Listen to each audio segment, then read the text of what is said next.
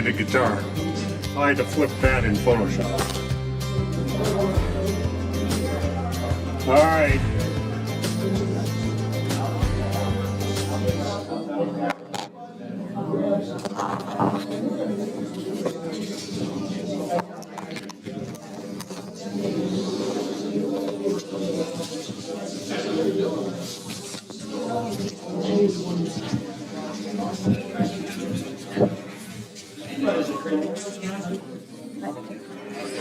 Put that one on. Could you put that one on? Hi. Oh, hi.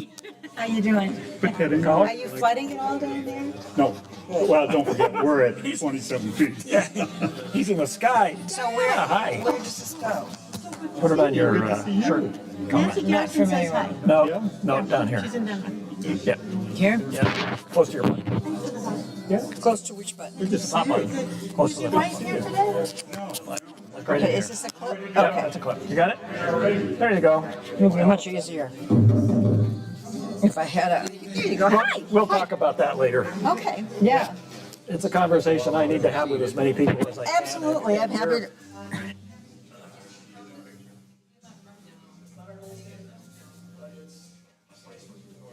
Say something again.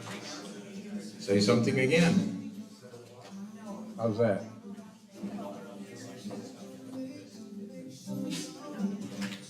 Are we live on YouTube? Fantastic. If you take your seats, we'll get started. We have a very full program tonight. Full and exciting. These guys don't look very excited yet, Sonny. Yeah, well, I'll wait and let you do that.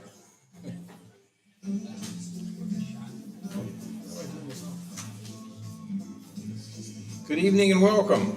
This is our 214th meeting, and it is live on YouTube. Happen to have one of our original members that attended our first meeting here tonight, Jeff Bilyeu. Aren't many of us left. We'll talk more about that next month, which will be our 20th anniversary. So set that date aside, July the 11th. That'll be our big birthday party here, and we'll talk a lot about the beginning. Are there any new members here tonight? Okay, are there any guests here tonight? Very good. Jim, Barbara, over there. Welcome. Glad to see you here. We will take a 15-minute break, and there is pizza, which is a good treat, I think, after the interview with Christine Cook. And there will be 6 door pies drawing at the end.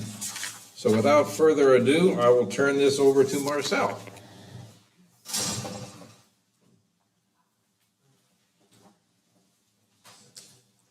Good evening, everybody. Good to see you. We were wondering how many people would show up tonight, so it's good to see you. Can you hear me okay? You can? Okay. All right. I got to tell you a quick story. I was at a local bar that I like to frequent occasionally last week, and the bartender's become a friend. So the bartender says to me, he says, you know, there's a guy, you know that guy Frank? And I said, yeah, I think I know who he is. Yeah, I know him. Yes, I know him. And he said, the bald-headed guy, you know, yeah. Comes always in his shorts and a boating type shirt. Yes. He said, you know, that guy's, he's a barfly. I said, I know it. He sat next to me last week for 11 hours. When I was a kid, just before I left to go in the Navy, I used to go to Calumet City to a topless bar. And when I got out of the Navy and came back home, I went to my favorite topless bar. They ruined it. They put a roof on it. Okay, where's the sheet? Sonny, you gotta give me something to go by. All right, Larry Richardson, I don't think he's here tonight. Unfortunately, Larry had to take his wife to the hospital. So we have a fill-in for Larry tonight, so take it away. Hi, I'm Larry.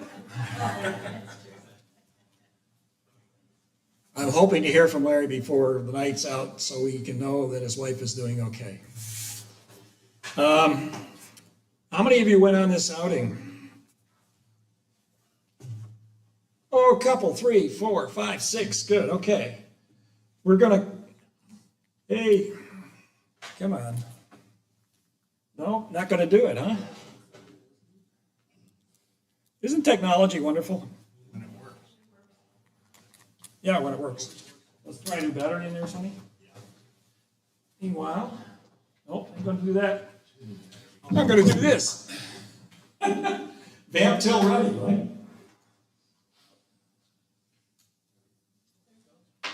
Okay. And this one? No, okay. Those are double A's, and how many double A's are here? So, I was there and I found the garden to be pretty good. I've seen it better at different times that I've been there, but it was pretty nice. And Don Columbus got this lovely shot of the water lilies. Chad, are you here tonight? No. Anybody know what that's called? It's an A orchid. flower. Very good. It's an orchid. It's not a giraffe, is it, Diana? More water lilies from Chet. The water lilies were gorgeous. That's cool.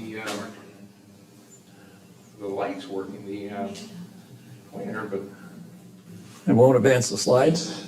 you got the dongle in there? I got the dongle in there. Not, these are double A's, you have triple A's in the back. I could try some new batteries, but Huh. Okay, we'll work this and I'll see if I can get it done before the interview. you want me to sit there and push the button? Yeah, if you would, that'd be great. Arrow button.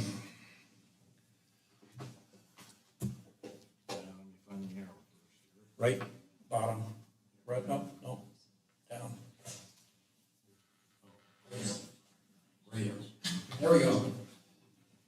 Sonny, that's called a computer. Really? Want you back up one? No, that's good. These flowers are gorgeous. I had a great time over there looking at the flowers. My mom grew flowers all over our yard. It was amazing. Go ahead, Sonny. Jeff Jason, is Jeff here tonight? No, he's out swimming somewhere else. The bees. Some of the insects were wonderful. Go ahead, Sonny. Yeah, the dragon. How many of you got dragonflies? Those of you that were there. I got one. Yeah, I got some really good ones. Yep. Go ahead, Sonny. Another one from Jeff. Or water lilies. The water lilies in the pond. I like that they have the water black so that when you're taking pictures, it's just a background for you. Go ahead, Sonny. Yeah. I understand they put some dye in the water too. That's what I heard. Richard Murray, another couple lovely water lilies. Go ahead, Sonny. And another one. They do such a great job with these water lilies over there. Nice. Go ahead, Sonny. Gorgeous. Larry Richardson. It's you, right? Bottle brush plant, I believe. Pretty nice. Another dragonfly. It's the same one? No, that was the first one's sister. Go ahead. Yeah, there he is. He is here tonight. Okay.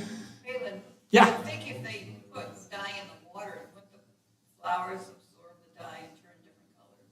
That's what I'm thinking. It's painted black, go with that. Yeah, let's go with that. It's a legitimate rumor.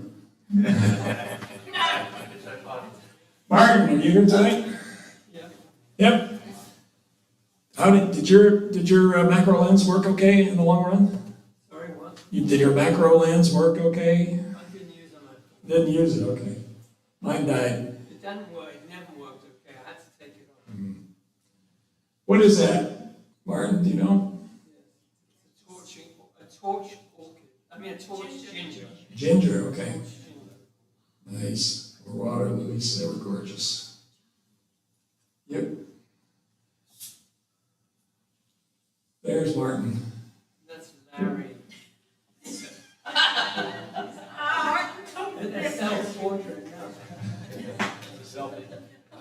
That's Larry, okay? He's all over the place tonight. Christina, I know she's here tonight. Beautiful. Now that's the water lilies without the flowers, and that's a lovely composition, I think. Looking at, oh, where'd you find this guy? Where we all met. Ah, is that Larry? Was that Larry? The orchids, yeah, the orchids are gorgeous. Me, there's my dragonfly and the water lily. I like that one a lot. I got the waterfall. This is like a 10-second exposure on the waterfall. And water lilies. Now this one, I was over there, I wanted to experiment with focus stacking using flash. And that's how I took this picture, because this baby was pretty much in the shade. And I was able to use the flash. Also, it was in a kind of area where the wind wasn't getting to it, so, because you can't focus stack when the wind's blowing. What kind of camera do you have? Sony? Is it in-camera? In-camera focus stacking, yes. And and it runs the flash too, of course. You choose the number of images and all that stuff? Yeah, you give it some settings. Yep. Yep. More water lilies. Bill Spooner. Water lilies in the sunshine. Must have been there a little later. There's our dragonfly again. He's hiding out this time. Gorgeous. Another one. Spiders. Is this one of those that's invading North America now? Anybody know? I don't think so. That's a native. Okay, so how many of you have been on the outing committee? Chip has. Anybody else? What are you waiting for? Chip's been on. Yeah, he put his hand up. Yeah. I've been on the outing committee. I've been the outing director at one point. It's fun. Next slide. There's a whole list of places where we can go. And it's just a matter of figuring out, how do we get there? What do we do? Do we need particular special access? Do we need to talk to somebody? And so forth.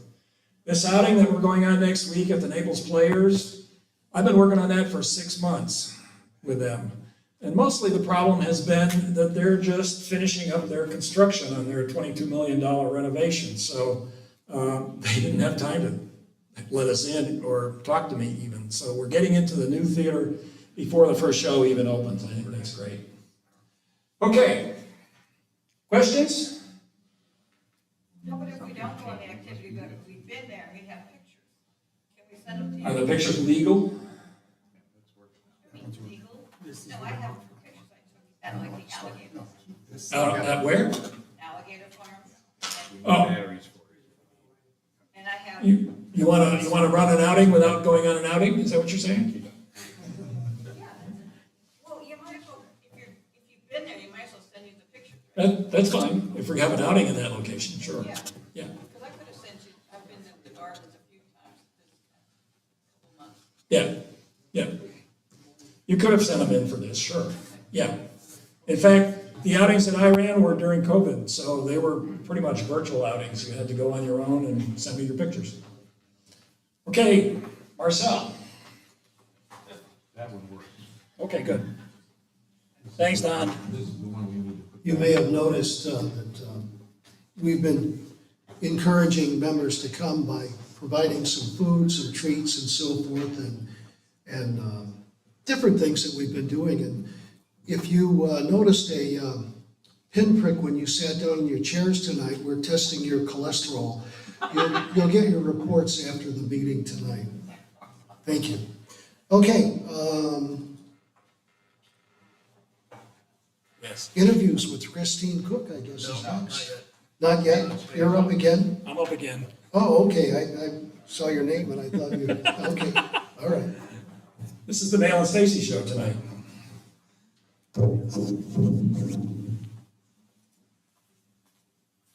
This in show mode. Oh, there we go. Okay, most of you should have heard about this outing already. It's next Saturday at the Naples Players downtown on Fifth Avenue. It's a brand new theater. They've had 3 shows there. They're kind of introductory shows, and they were only for the patrons and the volunteers. So they're opening up to the public. Let's see, today's Thursday, a week from Tuesday, or a week from Wednesday will be their first show. It's a lovely theater. It's really beautiful. There's lots of architectural designs.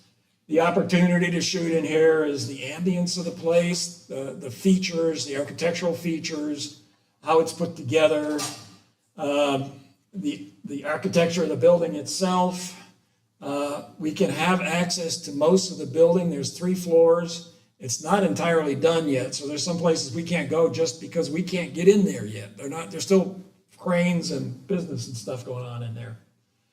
In the theater itself, the seating, the stage, the proscenium, they will be having a dress rehearsal that starts at 5 p.m.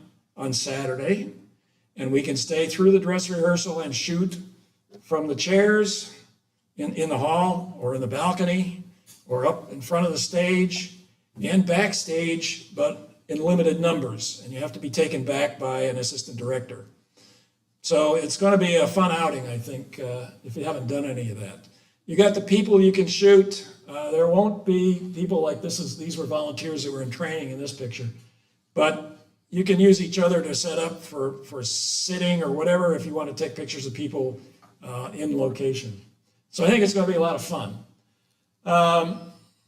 The dress rehearsal starts at 5 o'clock. We can get in at 4 o'clock. And you can shoot from the theater, the balcony, backstage, dressing rooms. I talked to the stage manager, and he said shooting folks getting their hair done. The show is 42nd Street. How many of you have seen 42nd Street somewhere? It's a great show, and it's a musical. So there'll be a full orchestra in-house. We can get down into the pit, at least the end of the pit, and take pictures of the musicians and so forth. There's a library with 4,000 volumes of theater materials, and in the lobby, the atmosphere, and more. Mark is going to bring in studio lights, and we're going to set up to take pictures of the actors, the staff, and each other, if you want to do that, while we're down there. So we will have a full lighting set up to do portrait work. So you can plan on doing some of that as well. We are going to donate photos to TNP photographers. If they use any of your photos, you will be credited with them wherever they use them. And so don't put your signature on any of these photos. That will make them unusable for their purposes. And we will also get a notice in their program. They hand out hundreds of programs at every show. And this is a way for us to let people know about DPPI-SIG and maybe get some new members. What to bring? Portrait lens, wide angle lens, normal lens, telephoto lens. You can shoot the stage with a telephoto from the balcony. I think that would be interesting. You can use tripods for shots in the theater during a rehearsal, and you can use flash except during a rehearsal in the theater. We don't want to disrupt anything they're doing. And this is a full run through. They're not going to stop at all for this thing. So be prepared. The show is about 2¼ hours long. There will be a 15-minute intermission break in it. Now, there is a very important requirement, and that is because there are underage actors in this cast, and TNP is an educational organization, to protect their cast members, underage cast members, we all need to fill out forms and get background checks done. And I have forms here tonight. If you need one, I sent them to you online, and they're on the webpage. So if you want to come, and I invite you to do that, get a form filled out and get it down to the players by the 18th so they can get their check done. Or you can fill one out here tonight and give it to me in a sealed envelope. It requires your social security number. I know some people are reluctant to do that. Okay, and there's the address if you need it. It'll be on the YouTube. August competition. August 1st, August 31st. Categories: color, monochrome, creative, and macro. You guys had lots of practice with last month's slideshow for the macro, right? Yeah, we get to find some more macro pictures. And the current rule for DPPI-SIG competitions is no generative AI when you're processing images. No generative AI. That's all I'm going to say. If you haven't found it online on the DPPI-SIG website, I put up the competition blog, I'm calling it. There are snippets there from each of our best of category winners from our last competition. They describe themselves a little bit, where they took the pictures, how they took the pictures, how they processed the pictures. If you're interested in what's going on behind the scenes in some of our competitions, this is a good place to find out. So check it out. If you go to the webpage under competitions, you'll see the competition blog right in the middle. 20th anniversary next month. Right, Sonny? 20 years. Do you remember what you were doing 20 years ago? Sitting in a restaurant having a first meeting. Sitting in a restaurant having the first meeting. It wasn't really a restaurant, though. There was no food. It was a closed restaurant. A closed restaurant. Is that like a topless bar with no roof? Had no air conditioning. No air conditioning. Ooh, in July in Florida. So come join us next month as we celebrate 20 years of exposing photography. We will have cake and refreshments, and we'll present some DPPI-SIG history. I'm working on a history presentation of the 20 years of the club. And this is what it looked like in the beginning.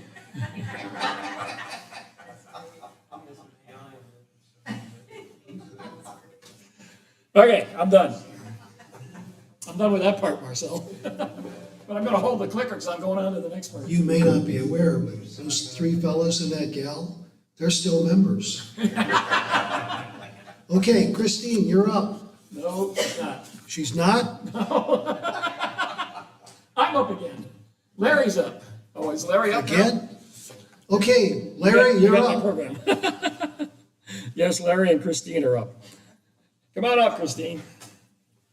Are you good to go? Mm-hmm. Okay. Sonny, will you help with this?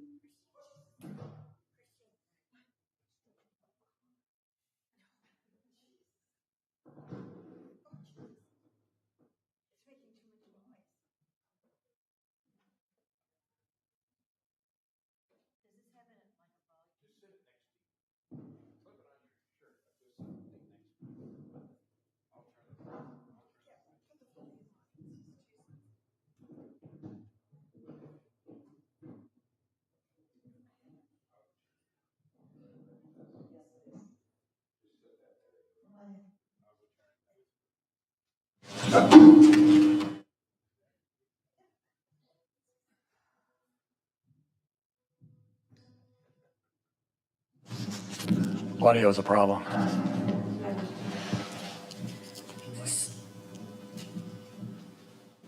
Yeah, don't touch it.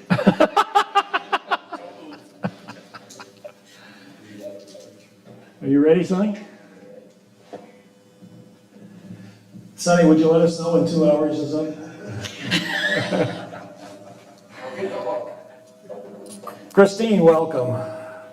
You've been a very important part of DPPI-SIG, at least for 12, 13, 14 years, something like that.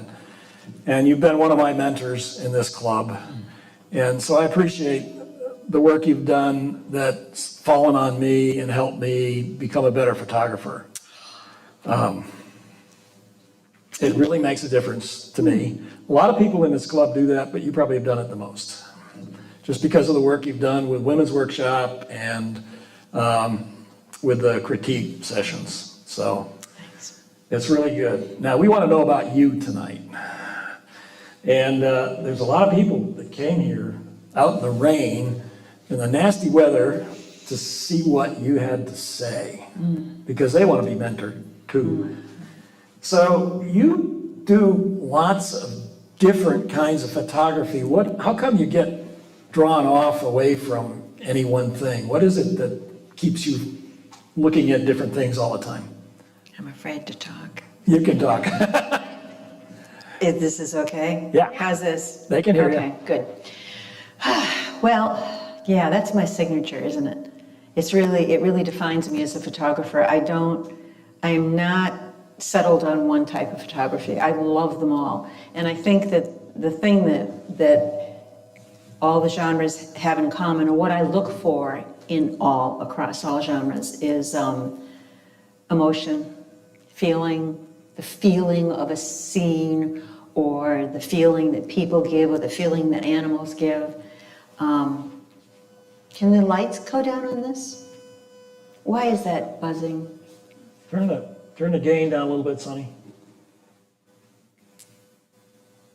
And so even with a landscape, I call this reaching upward, because I guess I see it anthropomorphically. You know, I see a reaching, a yearning. And so that's really why I like all the genres. I mean, you can do so much. The best photograph to me is one I haven't shot yet. I love it. So Tell us about this one. yeah, this one has a lot of feeling in it too. This is actually my actual childhood violin. It's a 3/4 violin. It's not quite an adult size, and I just made a still life out of it because I wanted to honor it, and I also think that's what titles do, is they honor your image. Whether or not a judge takes it into account, it's not really important, although many judges do. I think giving it a meaningful title is important. But this is a creative. You can tell by the swirls and the colors that have kind of been pulled out of that orange violin. Why don't you try? This one's making a lot of noise. Okay. I don't know why. Wait a minute. Oh, wait, hold on a second. It may have a volume. Keep my pants on here. Okay. All right, hello? Yeah, Better? we got you. Okay, wonderful. Okay, so looking at this, have you noticed that the background has a music motif in it? The fabric? Was this an experiment when you took it? Sure, absolutely. It was, you said, I got a violin, let's see what I can do with it? That's sort of right. thing? I wanted to honor my violin, Yeah. and it just kind of came together. And I'm beginning to believe more and more that spontaneous things that happen are the most rewarding. Even though I used to preach being intentional about your photography, I feel a little bit differently about that now. Now, this is definitely a distance away from your violin and your childhood. Yes, yes. This is when Diana Kalea and I braved 47 degrees below zero temperatures. That's what she said.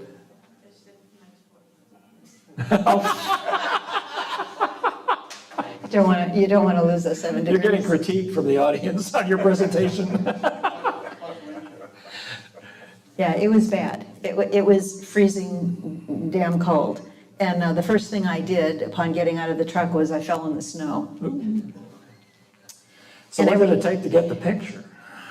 Well, it took getting my ass out of the snow, having the guide warm my hands up with his breath and chest, which was lovely, by the way. Anyway, and after that, I was able to get out there, and yeah, it was blowing. We were freezing, but there were polar bears, and they were in a hole in the ground that looked very much like the traditional den you think of with polar bears. But this actually is not a traditional den of a polar bear. Dens of polar bears, when they're hibernating, are kind of like big honeycombs. They're great big mounds of snow with a hole in the top. And you'd never know they were there. But coming upon this and having it look like your idea of a bear's den was very exciting for me. Yeah, and of course the guide said, now whatever you do, don't rush the bears. You'll scare them away. You know, don't rush the bears. And, 15 people poured out of our vans running at the bears with their tripods in hand, and he just lost it. And they started to move away from us, of course. And then we stopped, and they came back. But we frightened them. We did, we frightened them. So color has been one of the things that you worked a lot on. Yes. I know you did a whole seminar on color. Yes, yes. Just because you had to talk about color. Yeah, I love color. And color can be chaotic. It can be a mess. It can be, just random. But there actually are wonderful color schemes built into nature. And this is just an example of one. This is a red-green color scheme. It's a complementary color scheme, which is has a lot of impact upon visually seeing it. And so in processing, I made sure that in shooting it, I made sure I got some of the reds in the background. So, yeah. And this is also a red-green color scheme. Yeah, but this one is much more subtle because the background wasn't quite as important as the lions. I wanted the lions to be the more important part of this. And this was my first sighting of lions in Botswana. So, How long ago? oh, a few. In the last century? Yes. Yes, yes. Couldn't have been too long ago because I haven't been doing photography that long. So maybe, I don't know. Do you know Honey? My Honey is here. 7 or 8 years, I'd say. Yeah, 7 or 8 years. That was a fantastic trip. And the Jeep was going very, very fast. And my first sighting of lions, we had to, make that Jeep stop so we can get a picture of it. Okay, so this is another color scheme. And this one is a kind of a blue orange bordering on a violet yellow, but it's still another complementary color scheme. And so, and to me, the complementary is a contrast. You're talking about contrasting colors across the color wheel, warm and cool colors together. So it does promote feeling, it does promote emotion. And that's one reason why I like that a lot. Yeah. And this one is, Where was this? this is in Namibia. Okay, that's what my Another guess was. Diana trip. This is amazing. It's very far. It's very hard to get there. You're driving forever, and then you're walking forever over sand dunes with your equipment. But it's a fascinating place. It's an abandoned diamond mine, and the whole village that grew up around it in the late 1800s. And what's happening is the dunes in Namibia, which are the largest dunes in the world, are slowly being blown into these homes and hospitals and all these buildings that were there for the diamond mine and the people who ran them. So that's what you see is The color? Isn't the color awesome? This one is analogous. It's all the colors that are close to each other on the color wheel. So it's mostly warm colors, reds and orange and yellows, and then you see in the very far reach, you see a green wall, which is a little cooler than these other colors, but but they're touching. So Lots of colors here. there are a lot of colors, but this image did really, really well in my life. I got a lot of money from a big international competition for this image, and then sold it a few times. This was an image that I was with Betty, and she took this image as well. It was just a big nautilus shell. I think it was at a Mike Matthews, yeah. And I was running out the door, and somebody said, "Oh, take the nautilus." So I ran back in, and Betty was taking it, and I took it. Is that why you call it retreat? Because you're running out the door? No, but that's a good day. No, this one has a lot of colors, but the colors are organized. I don't know if you can see that. It's more of a complicated color scheme because they're interwoven and kind of leading into each other. But if you follow, the outer rim is the red warm color, you know, and then as you go into this is how I see this nautilus, as you go into the nautilus, it becomes more of a yellow, and there's even a hint of green, and then as you go further, you see more green taking over, and then as you go further, you see more blue taking over, and then as you go into the very center, you see a little bit of yellow in the center. So it actually is a beautifully organized, and it was accidental.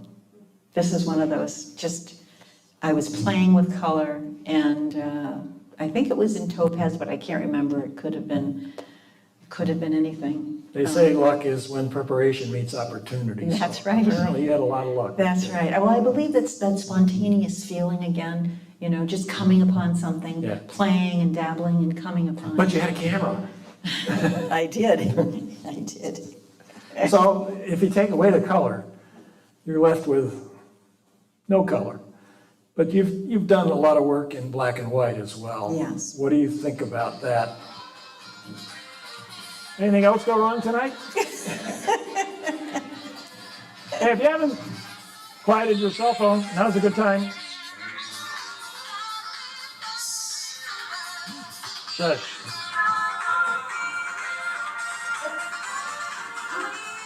Jim, could you help Malin with the technology here? He doesn't, there you go. Thank you, Jim. Cut that out, will you? So when you take away color, what do you get? What's left, and that's texture, right? And so black and white to me is a celebration of texture and light and form, and it really becomes very clear that that's what's going on in black and white. Color becomes more of a distraction. This one I really loved the strength of the dark stone, and even the solidity of the frozen ice, and then the delicate nature of the ice that was waterfall that was moving at one time not too long ago. This is a very common picture, Kirkjufellsfoss, and it means church mountain waterfalls is what it means. And they apparently in Iceland they consider the mountain kind of like a strong church-like figure. But anyway, can move on to the next one. So of I've course been there, you've been Deadway. under that sky. Oh, into that sky. Yeah. Well, being in Deadway is another hike and a half. Yeah. Up and down, and that's in Namibia also. But if you like black and white, then you've got to do nighttime photography. You've got to do astrophotography. Yeah. Because, you know, that's the Milky Way. And I didn't, you know, I got to Namibia and saw the Milky Way and I said, oh my God, it's there too. I didn't I've seen it in notice. Minnesota as well. I didn't notice. Yeah. So, this People is, in black and white. yeah, this is one of my absolute favorites. And this is a guy in Tibet, way, way, way out in the countryside, as we were accompanied by a Chinese, what did they call him?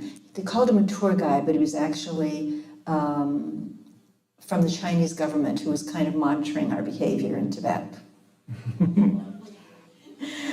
So that was fun. And this fella here was just living out his daily life out there. And I wanted to take his picture, but I didn't know what the proper protocol was, because I'm not bold at taking pictures of people. I feel like I'm invading their space. So I actually, through the interpreter, I actually asked him if I could take some pictures. And he put his hand up, you know, and I said, well, what if I gave him a little money? How did he put his hand up? Was it like this? No, he put it up like this. Anyway, then of course he did the thing. And I said, no, please, just tell him to go back to smoking and looking off in the distance. I don't, just make believe I'm not here kind of a thing. Yeah. And that's what he did. He just enjoyed his smoke, and that's what I wanted. I wanted his cigarette smoke.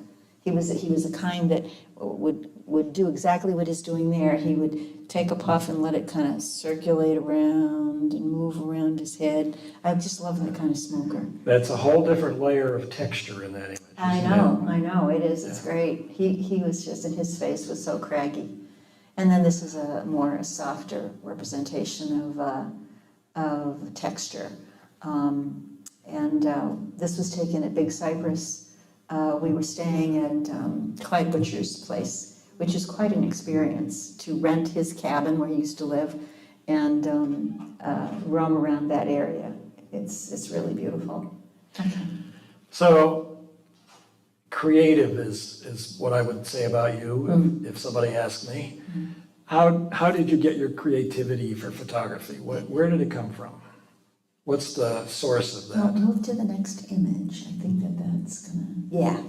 So yeah, when Larry was interviewing me, he said that I had a creative eye. Well, to me, that's deeply complimentary because I never thought I was creative.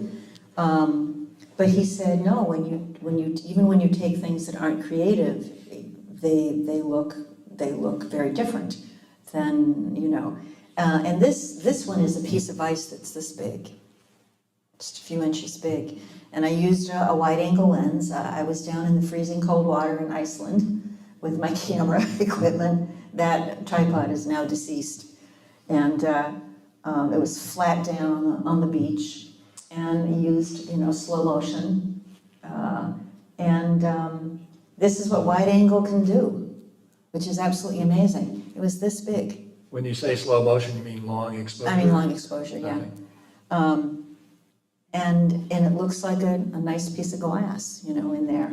Yeah, it's And gorgeous. this, of course, this heart was a natural ebbing of the tide, the Nice. water. So that's, to me, that's creative. This one, I don't know if you remember this, Cliff, we were walking around in France, and I said, I want to find a really quaint, restaurant or bar, the French cafe.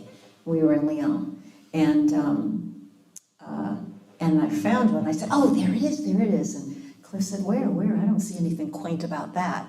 And I guess that's where my creative eye is too, is that I saw that, but it was bright daylight, it was, the chairs were all folded up on each other, the potted plant was in a weird place.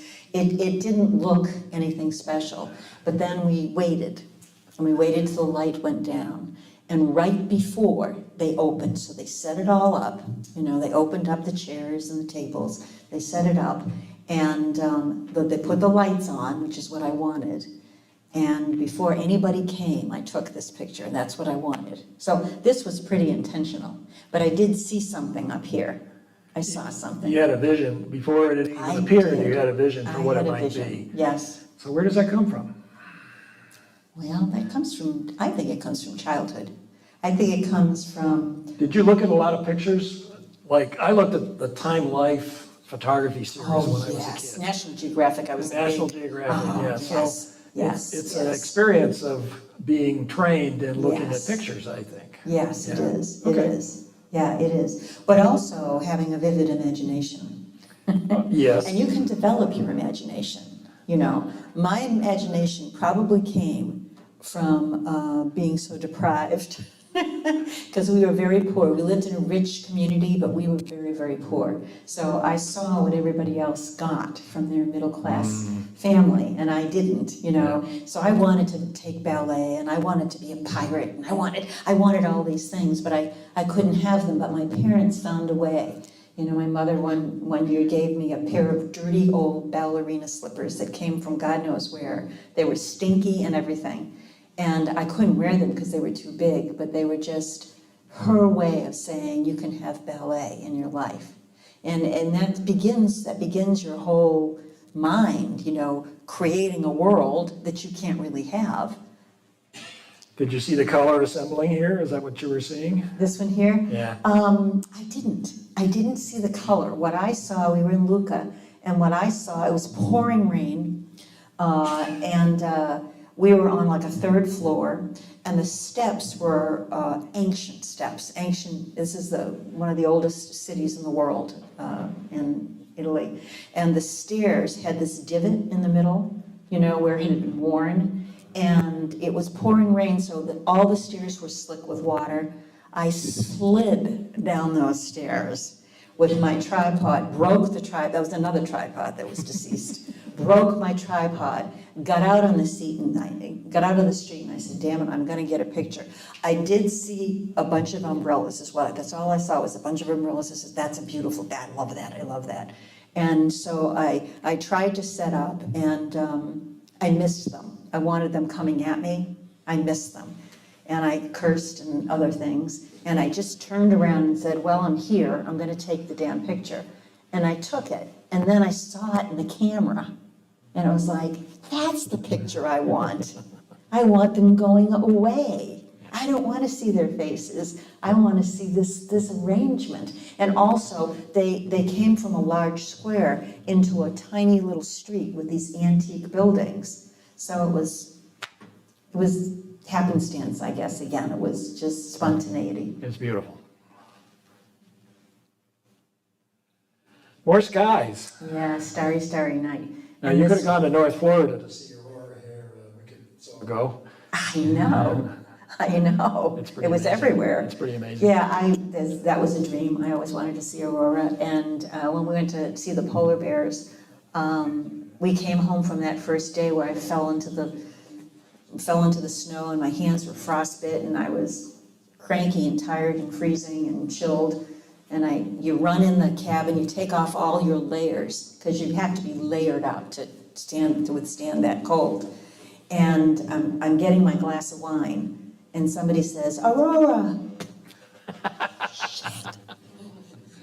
So I said, wait a minute, Diana, wait a minute, I'll be dressed in a minute. She's out the door, she's always ready. And it took me a few minutes and I ran out, and at that point, there was a lot of light in around our cabin, you know, our lodge, and it didn't look like this, you know. I mean, it looked pretty spectacular, but not quite all the colors. I saw the yellow, the bright yellow, and I saw it moving and taking shape. These things are very fleeting too. They're here today, you're here 1 minute, and then if you wait too long, you have trash. So I took it, and then in post-processing, I brought up the color.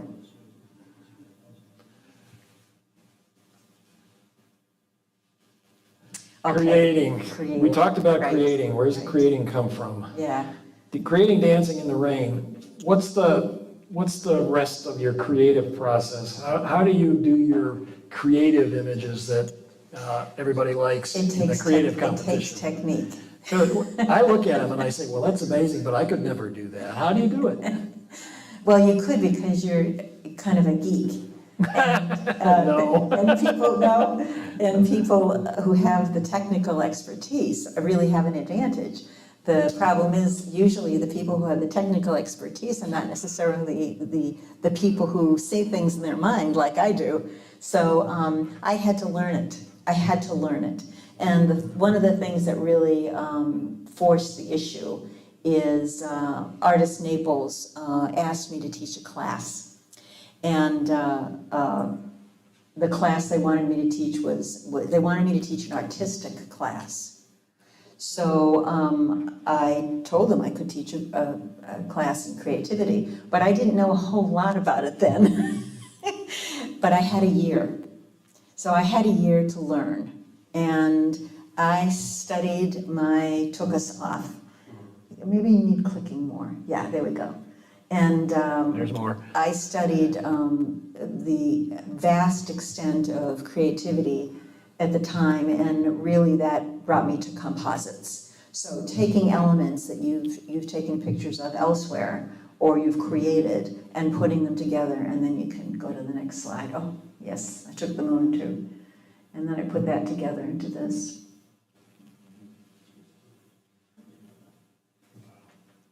So it's a multi-layered How did the class go?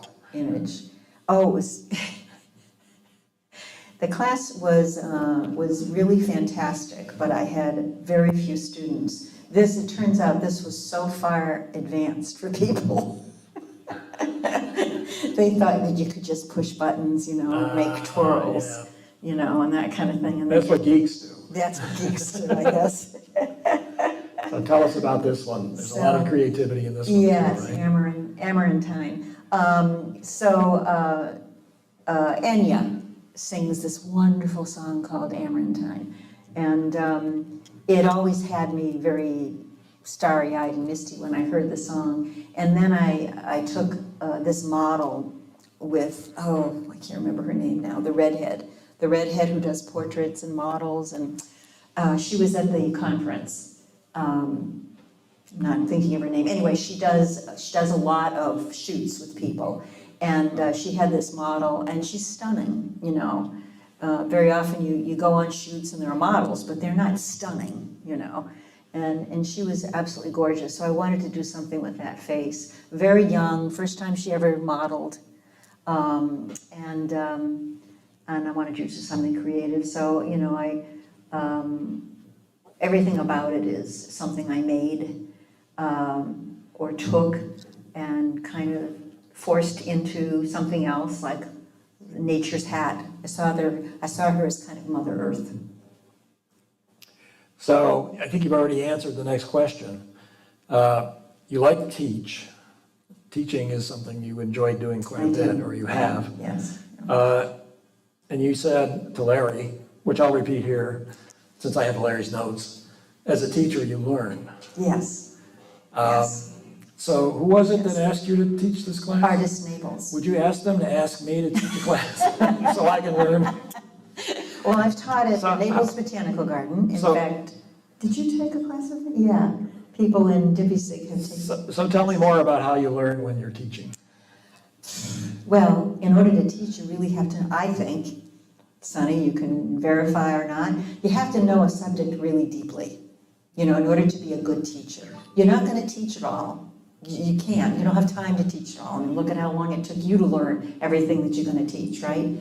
But you have to understand it that deeply so that when you say something, you can say it with confidence and you can field questions about it, learning something deeply is something that I love to do. And this is one of my favorites. It's not a winner. And that's something I'm going to talk about before we finish. Collage. This is a composite, definitely. It's called Behold Earth, and it's obviously from another planet. Can you tell? Yeah, but the planet is inhabited. You see? I love this. And the girl has walked away from her Hogan, or whatever that is. Where did you get that shot of the Earth? I went to the observatory. Yeah. At the observatory, we took pictures, of the sky, of different planets, and yeah, that's where I got it. Yeah, it has to be something that you took. I think I might have created Saturn, or we took it. I might have taken it too. I don't think so. Yeah. Unless you've got a telescope. Well, pretty big one. Yeah, a pretty big one, yeah. Then I must have made it. I can take that with my 600 millimeter lens and it looks like a star. Yeah, the observatory has shows, that they've assembled. You took it in an observatory. Yeah, I took it in an observatory. I didn't Gotcha. take it in a telescope. I didn't hear that. Now, what is he having trouble with? Is this the observatory in Fort Myers, Lee County? No, this was in Sarasota, I think, with Carmen Scatino. Okay. Yeah. Okay, I'm gonna set you up with this next question because there's a little background I have that these guys don't know. I'm the one that asked you to do this interview, and I said you're gonna do it with Larry. And then one night, on Women's Workshop, she says to the group, I'm gonna be interviewed by Larry, and there was some sort of strange reaction to that. Well, guess what? You got out of it. But He got out of it. oh, he got out of it too, yes. But I'm sure he'd rather be here. I know. So you said it was an opportunity to reflect, Yes. to do this. Yes. You told him that the interview process has presented an opportunity for you to reflect on your photography and what it means to you and Yes. what's next. So what's Yes. next? Yes. Well, just to the reflection piece, it is good to look back at what you've done and how far you've come and where it took you and that was the first thing I did, was really reflect, and all the wonderful travel I've done and the people that I've met and this incredible club that has been a wonderful learning environment. What was I saying? Reflection. Reflection. So I've entered contests, every contest that I could, and I recommend that, by the way, for everybody. I think that you get a good sense of just what competition is like, and you get rejected a lot, so you get used to that. But I entered art shows, I entered, the retreat was an online international contest, and I won big on that one. And there's one at the end that we're going to show that my picture was shown in a New York gallery, and that was always a dream I had. Back to my dreams. I'm a big dreamer, and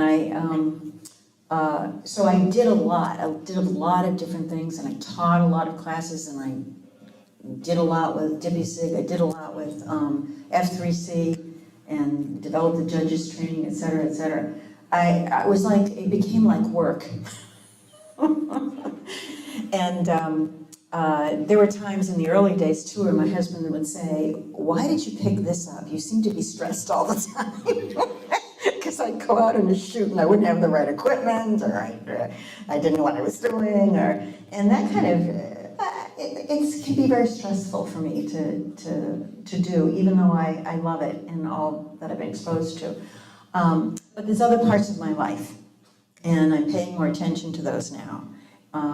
And so I'm not leaving photography, I'm changing my idea about it, but I'm doing more with music.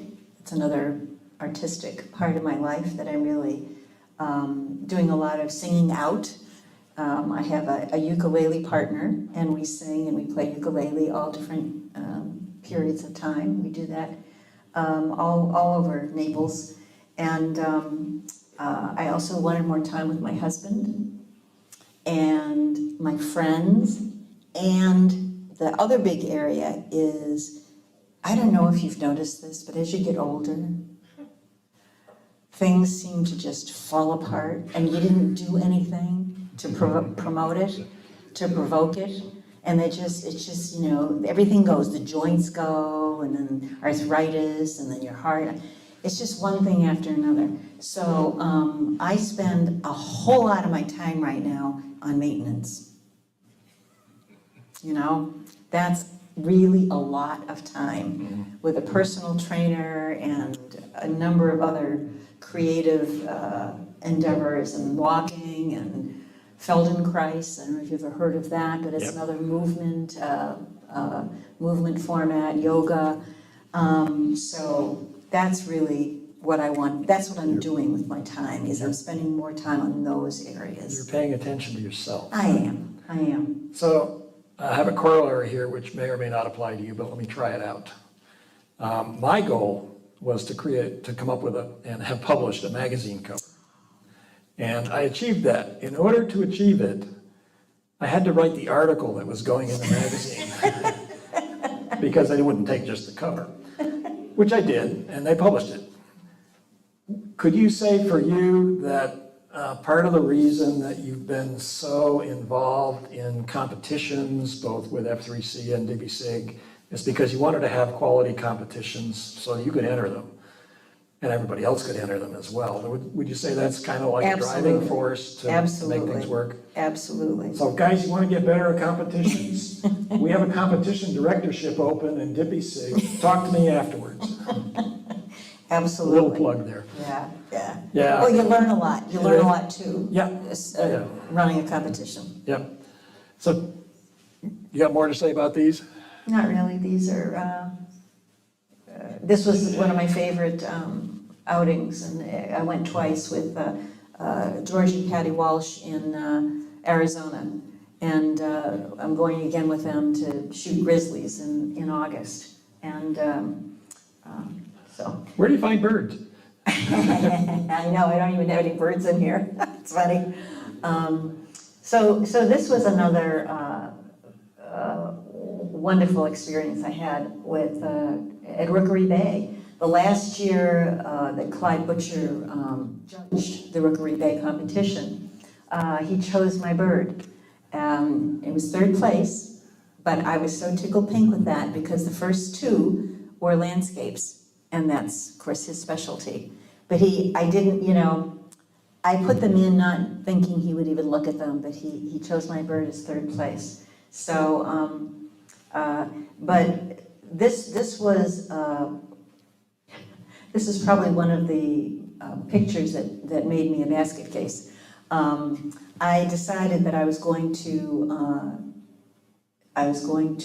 sit with one bird, and this is a great exercise for anybody who might want an exercise.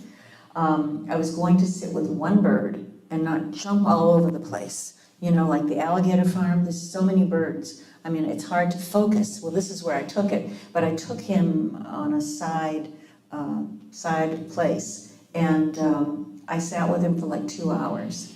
He stayed there for 2 hours, thank goodness. He was just strutting away, And so I really honed my skills. How do you take a white bird, against a dark background? And I really, really worked on that and stayed with him. And I got Clyde as a result. So that was pretty awesome. What part is this? That's part of the same group. Reflection. Oh, reflection. Huh. Well, how are we doing with time? No, we're 20 minutes over, but don't worry about it. Oh, no. I'm just kidding. Jeez. Okay, I wanted to show you these pictures because this is something that I'm interested in moving into in photography. This is my grandson, and these are his pictures, his self-portraits. And he is a natural artist. He was always a sketcher or a drawer, and you can go to the next one. And lucky for me, he took up photography. And so we helped finance his education in photography school in San Francisco. And, but he's always done this type of photography. It's very natural, it breaks the rules. It's just what he feels at the moment has impact and is worth capturing. And I love it. I love the headless people. And I never, of course, I never would tell anybody to take a headless person, except that's where I'm headed. I'm done, I've won the ribbons, and I'm very happy I did because they taught me a lot, but now I'm at a point where I want to do what I want to do. And he is inspiring me, my grandson. Look at this. This is just oh, go back to that one. This one here, do you see? It's not sharp. I love that. Don't you want to just take a really blurry picture, But look at how wonderful that is. It goes with her mood. It's a filthy area, she's kind of a mess, and the blurs is part of the feeling of that moment. And that's what I want to look into.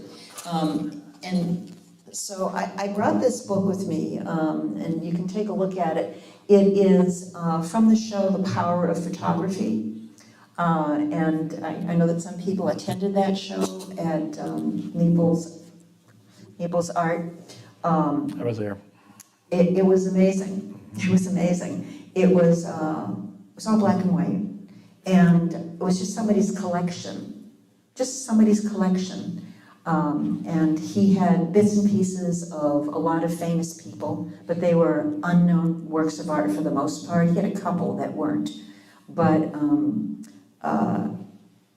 I went through there in absolute awe because the images were amazing, but they all broke the rules, all of them. There were bright lights in them, there was black with no definition, there was a gorgeous head of a woman, kind of haughty, and her nose was right up on the frame. None of them would have won a ribbon in our contests because they're not standard, you know. And so there's this other part of photography. You know, there's the part where you want to learn the rules really well so that you can break them and really break them. So, because if that's what it takes to create a mood, to create a feeling, to create impact, then you should be able to do that. But you're not going to get a ribbon, you know. But I'm thinking that we should have a category. But how could you even compete? Because, you know, they're all fantastic in somebody's mind. But it's your personal photography. It's your personal thing. It's your personal statement. People get mad if they don't get acknowledged in competitions. You know, the judges don't know what they're doing or whatever. Well, don't compete with that image. That image may be more meaningful to you than any judge. You know, they're going to use standards because they kind of have to. You know, they have to have some standard to choose the cream of the crop. But I favor the idea too, and I always have, of making pictures that don't go into competition and that just you do for your pleasure. And keep those for something else, maybe a competition outside of the local competitions. So are you going to figure out how to train those judges to break the rules? That's the other thing. How do you train a judge to do that?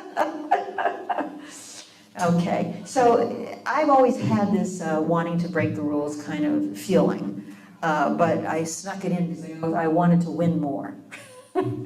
So this is an image that actually got first place in photo of the year in the print competition or something. And I remember Larry Richardson was one of the judges. There were 3 judges and Larry was one of them. And the other judges gave it a 20 and he gave it an 18. He gave it an 18. And I went up to him later and I said, why did you give it an 18? And he said, because I've seen many pictures of birds and I know a good picture, you know, Larry, he's awesome. He's my first instructor for birds actually. And, but I know why. It's because this whole section over here is undefined. You don't know what you're looking at, you know, and then there's this intrusive kind of branch that's kind of blacked out. But that was We can take that out with remove. I know. But it was kind of a charm for me, because when I looked at that nest, I couldn't tell what end up. These are brand new chicks, and they were, you know, they wobble, you know, and this one just for a moment stayed still for a moment, but these other guys were all intertwined with each other, and I kind of liked that. But he was right, I mean, in terms of a contest. Anyway, that was my rebel moment. And this one is very soft, you know, very, very soft. And traditionally, people in the past might not even have given this notice at all. But I really love to work with softness. But if you notice, there's also something very, very hard running through it, is the rock. So that kind of gives it contrast and credibility in my mind. Next one. And this is a story.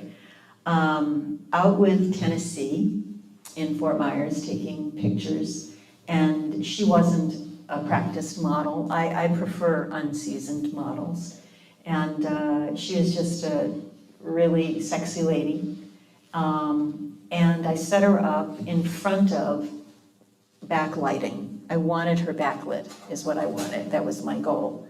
And I took the picture. It didn't do well in competition because the bright lights in the background overwhelm the subject, blah, blah. You know the standards.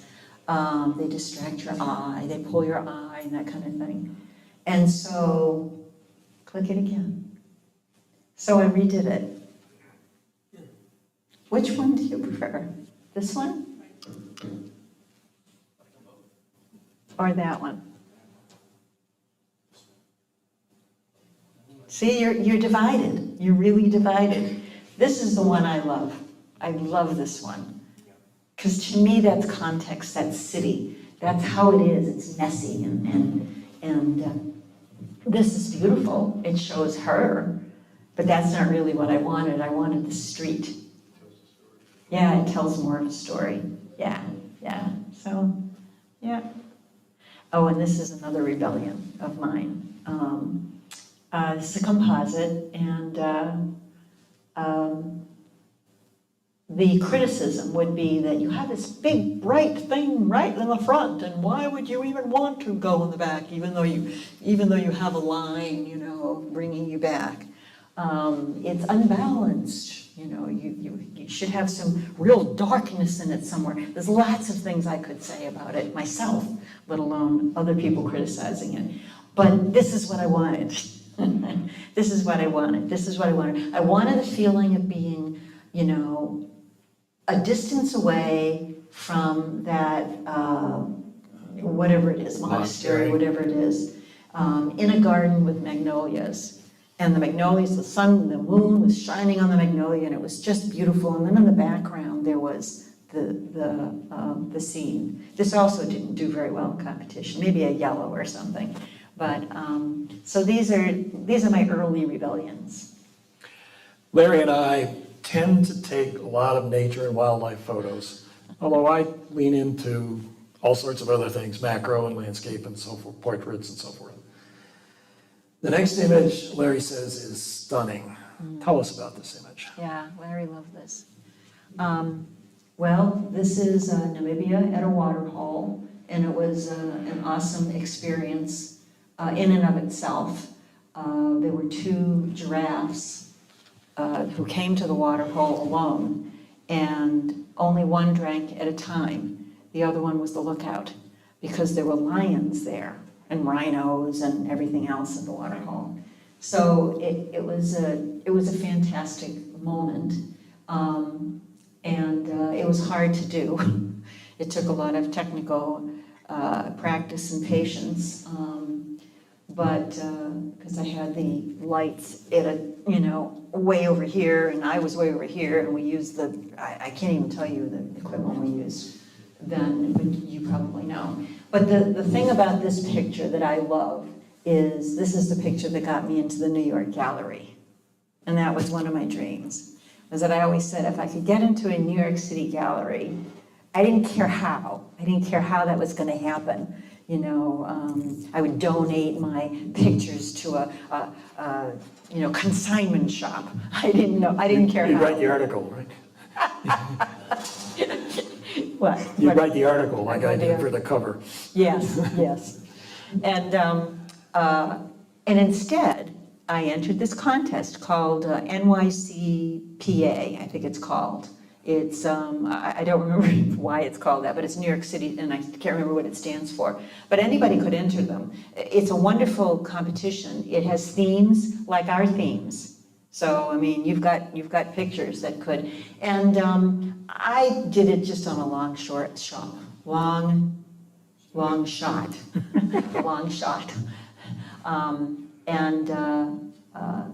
and it got 3rd place. So, and it hung and it sold. So I was very proud of that image. And Diana took one too. That was pretty wonderful. We're done. We're done. 1 minute for you? Okay, not ready yet. So Christine, we wanted to get you a new body, but you're gonna have to keep the one you got, I'm afraid. We can't fix it up for you. This body? Instead, we got 24 old tripods that you can use. I finally bought a $1,600 Really Right Stuff tripod. Does it take better pictures? Yes. Oh, good. Thank you for being here. Oh, thank you. Really Thank you appreciated for your asking. time Thank you for asking. and the effort. I hope you got something out of it. I did. Christine is different. First time I ever saw Christine or met her, we were at an outing, and I don't remember where it was.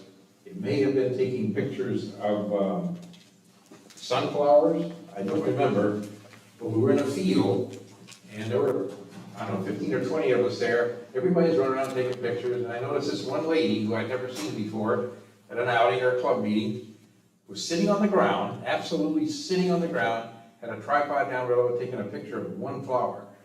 And I walked around, came back, and she's still sitting there. And I came back a long time, and she's still sitting there. So I went over and I said, "What are you doing?" And she said, "I'm taking a picture of this flower." So she was different right away. She was dedicated that she was going to get a picture of that flower. And that's the first time, I don't remember which outing it was, Yeah. but.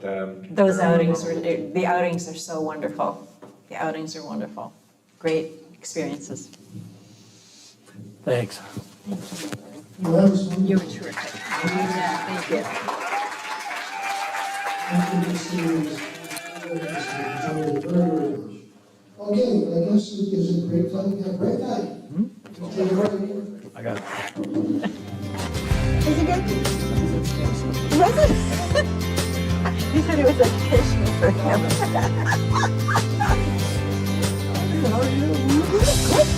Don't tell a story about.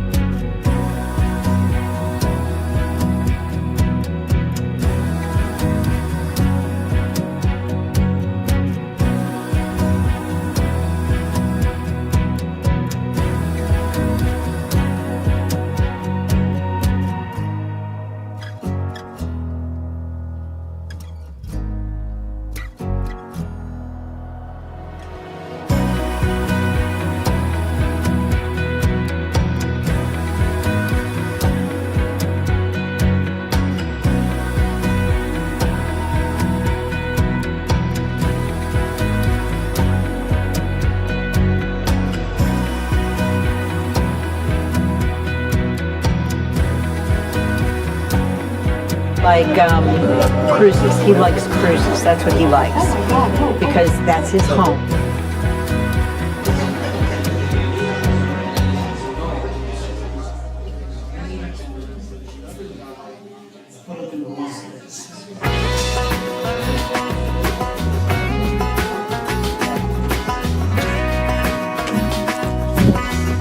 Let me just check the volume here.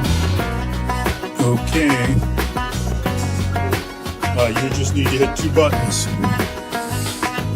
Okay. Okay. Button 1 is going to be, no, button 2 is going to be me talking. Then when it goes to the slide, you're going to go to the one that says OC, which is that one. Okay? So 2 and OC. 2 and OC. Okay. And we are, let me just listen in here. Yeah, we're good.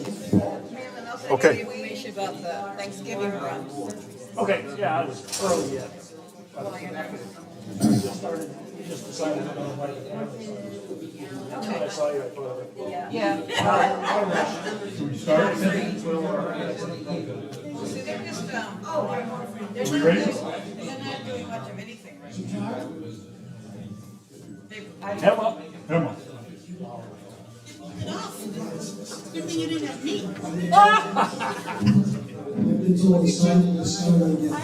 you're not a mentor for me. So if you take your seats, But, I'm an employee for you. Wait, when I go to what you're selling. you know, he comes to my shows and he goes talking to people What's up? to make sure that, because they're very known to everything. okay, is Art David here? It's his presentation next. I know Art's here tonight.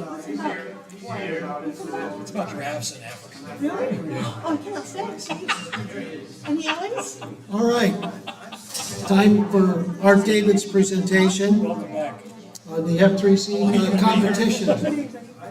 Welcome, Art. Gotcha. Have fun.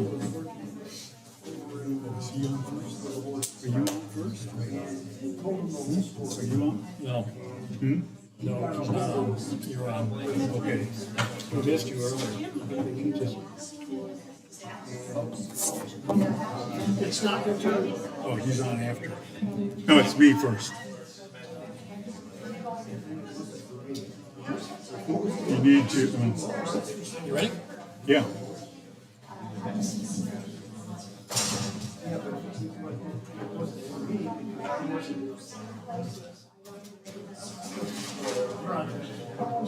Okay.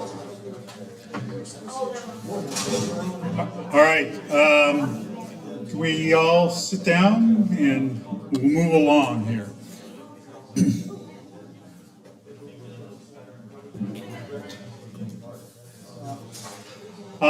So on last Tuesday, we had our AI meeting, and there were a couple issues that came up, and so there was a couple things I just wanted to share with you. As soon as Malin comes back and switches, because he's running the YouTube now. No, I'm not. Okay, there. So just wanted to share with you what the group has been doing lately from a creative standpoint. And so now this is pretty much all digital art, although we do, as you'll see, work in the new version of Photoshop Beta. But this was Sue Christensen's work, and there you see the prompt. Most of the people are using Bing at this point rather than Firefly or Adobe, although Malin and I and Art tend to prefer Midjourney, which you'll see. This is the same prompt, but you'll see changing the word out to neon. So that was one of our missions, was to use the same prompt in a number of different models and see what it does. Joe? Does everybody know what a prompt is? No. A prompt. So think of it this way. I think Malin had this analogy the other day. what we're finding is that it's like learning a language. It's like learning French or, German, whatever, that even though you put in the same words into the different models, the models are going to interpret it differently. And so that was one of the things we were challenged with and looking at in the class was, okay, same prompt, different people, change one word, use a different model, what does it do? And so you can see the difference there between Sue's and mine, pretty substantial. This was Karen's. Karen it does just this outstanding work. Her creativity, is just outstanding. And I think that while a lot of people don't like AI, I think that being a photographer helps because you know the language and you can incorporate some of those terms in there and you know what you're looking for. So that really helps influence how you write that prompt and what you ask it to do. This was one of Karen. I didn't realize that Karen was so much a birder and her favorite bird is the grackle. Not too many people like grackles. But one thing that AI does do well, and you see impacted here, is it really understands the different art styles. So in this one, she's using impasto, which is the palette knife technique, and you can see it. It does really a nice job of putting that texture on the bird. This was another one of Karen's. This was one, it was a prompt that Sue had written for all of us to use. And this was the result that Karen had using the shells. It's quite an involved prompt. And there is this argument that we have in the group, simple prompts versus more elaborate ones. And oftentimes the simple one is the one that wins out and really does a pretty good job.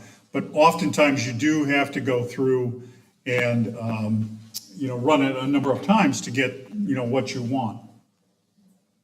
This is one of Malin's. Malin did this in the Photoshop beta. I forget what the prompt was. Flowers. And the other one we did was, the more realistic. We were looking for, kind of the hippie vibe, Woodstock vibe. And this brings up an issue. This actually is run through Comfy UI, and then upscaled. And so we're going to talk about that because that's an issue that affects all of us in our photography. So Joey Waves is a professional photographer on Marco. He had this photo on Facebook the other day, and I got to thinking, well, that's a pretty cool shot. It is rainy season. Now it's rained for the last 3 or 4 days. How could you duplicate that without knowing what his prompt was? So this is one that I came up with, just putting in, those prompts, the prompt that swamp, warm and cool colors, thunderstorm in the evening. And then what we did with I didn't think that compositionally this was that good because I could never get it to do kind of off, more from the left and that it was all centered and I didn't really like this. But Connie was able to take the same prompt and I think all she changed was putting Marco Island Beach in there. And she got it to do what I wanted it to do, which with the leading line. So a much better shot, really pretty interesting. So the new Photoshop beta, if any of you played it, how many have the beta installed on their computers? Anybody? Number of us. So it's using a new model, Firefly 2. And so what you can do with that is you can put in a reference photo. So what I did was take my lousy photo and put that in. And then I went over to the wall and I took my iPhone and copied Judy's painting off the wall and said, make the AI like in the style of her painting. So that's what it did. So that's one of the big features now of the new Photoshop beta and is the ability to put in what's called style reference. So that's the style, and the photo was the one back here, and here's what it did. So if you look at that, that is really in her style. One thing that's come up is we've been asked to contribute to an art exhibit on digital art. And it's a 2-month exhibition. It's in November of 2025, October and November, on digital art. And so in our discussion at our meeting, one of the things that came up was, how would we print these? Because I don't know if you know, but AI, they're generally either 512 or 1024 in terms of their image size. So they're pretty small. And the exhibit's going to have 40 to 60 pretty large prints. So one of the questions that came up at our meeting was, is there enough resolution to print 24 by 36? And is the printer capable of printing some of the wild and crazy colors we have? So what you have back there on the back table back there are a number of these prints. I tested upscaling them with both Gigapixel, the new version of Gigapixel, Photoshop, just using bicubic, or Magnific. This is one that Art had turned me on to. It's $40 a month. My impression is that Gigapixel is probably the best, although Photoshop is not bad. Magnific tends to add more stuff into the photo. It has kind of a mind of its own, so you have to kind of tame it down. And so it's not always the best, plus it's a subscription at $40 a month. So if you are faced with upscaling your own photos, be it, say, iPhone photos or whatever, I would recommend Gigapixel, and it does a really good job. And if you don't believe it, you can go back and look at the table back there, and those photos are all off the web. They're all PNGs. They're all 1024, blowing up to 20 by 36. So these are two of the ones that are sitting back there. What's interesting about this, our homework for this next month is music. And there's the prompt. Did pretty good with Prince. Prince plays a Hofner 490, which is kind of like a Telecaster, but you see it did pick up the headstock being different. Jimmy, it cannot do the left-handed guitar. So, no matter what you do, it's gonna put the guitar to the right. It'll pick up the Fender Stratocaster, but it won't do the left-handed. So that's flipped in Photoshop, and then it's restrung so that the low E is at the bottom, otherwise the low E would be at the top. So while you think of AI as being pretty smart, it's not always so smart, but it does a great job with their face. So that's it. Our next meeting, if you're interested, is July 2nd. Thanks.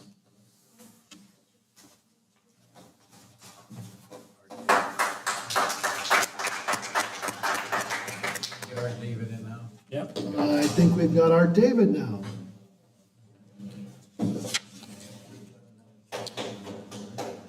Welcome.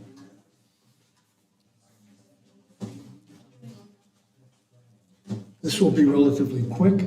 These are the winners of the second F3C digital competition from members from DPPI-SIG. Hit it, Maestro.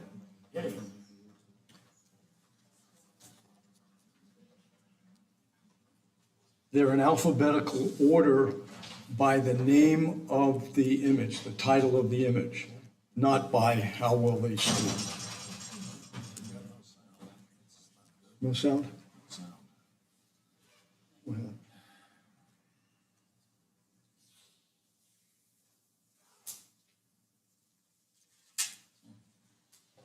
Sign change something.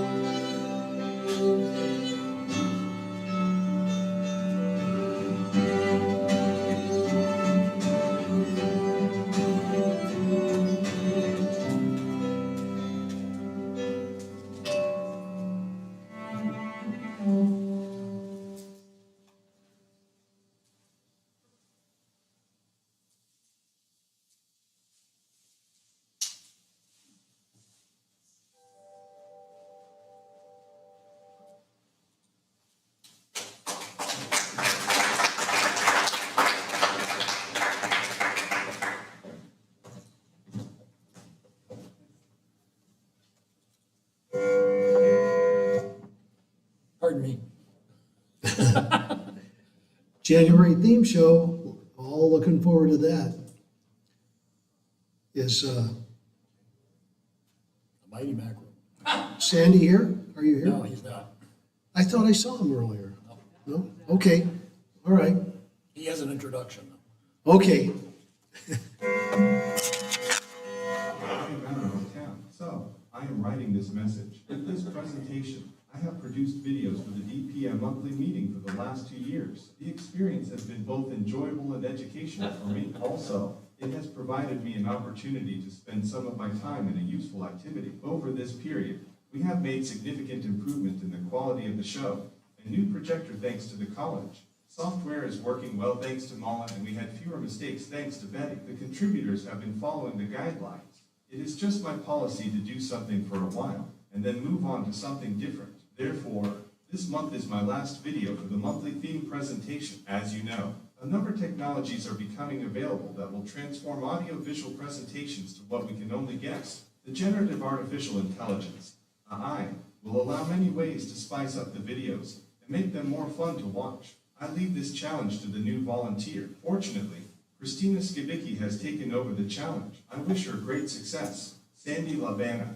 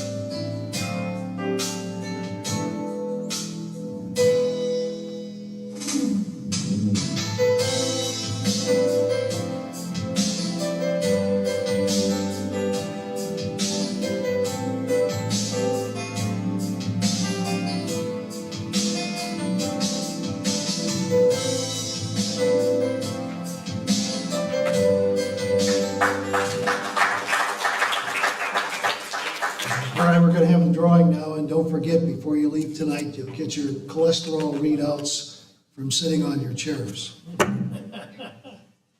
You want me to draw a ticket?